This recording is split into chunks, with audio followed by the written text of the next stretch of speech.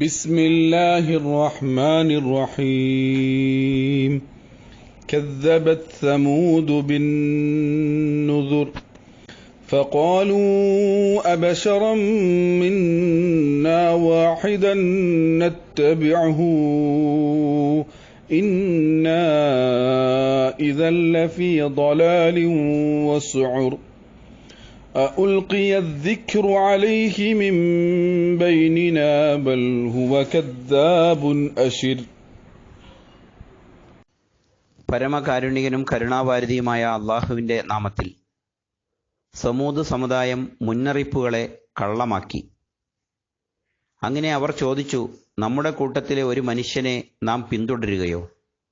എങ്കിൽ നാം വഴികേടിലും ബുദ്ധിശൂന്യതയിലും അകപ്പെട്ടതു തന്നെ. നമുക്കിടയിൽ നിന്ന് ഇവന് മാത്രം ഉത്ബോധനം നൽകപ്പെട്ടുവെന്നോ? ഇല്ല, ഇവൻ അഹങ്കാരിയായ പെരുങ്കള്ളനാണ്. സൂറത്തുൽ ഖമർ 23 മുതൽ 25 വരെയുള്ള ആയത്തുകൾ.